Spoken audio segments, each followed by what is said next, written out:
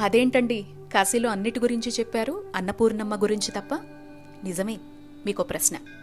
కాశీకి వెళ్ళాక ఎక్కడైనా అన్నానికి గాని, నీటికి గాని, టీ కాఫీలకు గాని ఎవరి అవకాశాన్ని బట్టి వారు బాగానే ఇబ్బంది లేకుండా ఆస్వాదించారు కదూ. మరి మన ఆకలిని ఎప్పటికప్పుడు తెలుసుకొని వేళకు అందించింది ఎవరు అనుకుంటున్నారు? ఆ పరమేశ్వరుడికే భిక్షను వేసి తనను దర్శించే వారికి జ్ఞానాన్ని ప్రసాదిస్తూ తన భర్తకు మాత్రమే కాదండి, కాశీలో జీవించే, కాశీలో అడుగుపెట్టే ప్రతి ఒక్కరి ఆకలి తీర్చి పంపుతోంది అమ్మలగన్న అమ్మ మన అన్నపూర్ణమ్మ. అక్కడికొచ్చిన వాళ్లకు మాత్రమే కాదండి, తనను దర్శించేవారి ఒడిని గుప్పెడు బియ్యంతో నింపి నీ తరతరాలు అన్నపానాదులకు లోటుండవు అని ఆశీర్వదించి, నిన్ను ఆశ్రయించేవారి కడుపు నింపి నువ్వు కూడా ఉండు నాయనా అని చెప్పి పంపుతోంది అన్నపూర్ణమ్మ. కాశీ అన్నపూర్ణమ్మ దయ, కరుణ అపారం.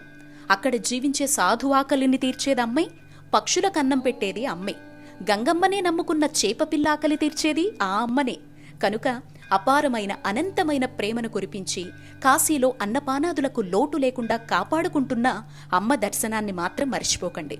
మీకున్నంతలో ఒక్క జీవి కడుపు నింపండి మీ ట్రిప్పు మొత్తంలో. ఎగ్జాక్ట్గా విశ్వనాథ లేన్లో స్వామివారి ప్రవేశ ద్వారానికి ఎదురుగా ఉంటుందండి అమ్మవారి ఆలయం.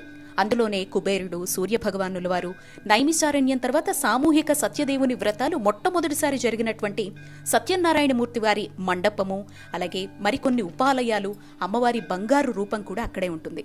మీకు సమయం ఉంటే లలితా సహస్ర పారాయణ చేసుకోండి, అనంతమైనటువంటి ఫలితం. కాస్త ఓపిగ్గా నార్మల్ టైంలో వెళితే మాత్రం అమ్మను మన చేతులతో తాకి అభిషేకించే అవకాశం కూడా ఉంటుంది. ప్రసాదంగా అక్కడిచ్చినటువంటి బియ్యాన్ని ఇంటికి తీసుకొచ్చాక ఒక్కొక్క గింజగా అయినా అందరికీ పంచిపెట్టే ప్రయత్నం చేయండి. ఎందుకంటే అమ్మ కృపకు వాళ్లు కూడా పాత్రులవుతారు. నమో మాతా అన్నపూర్ణేశ్వరి, నమో నమః. జై కాశీ, దివ్యకాశీ, భవ్యకాశీ.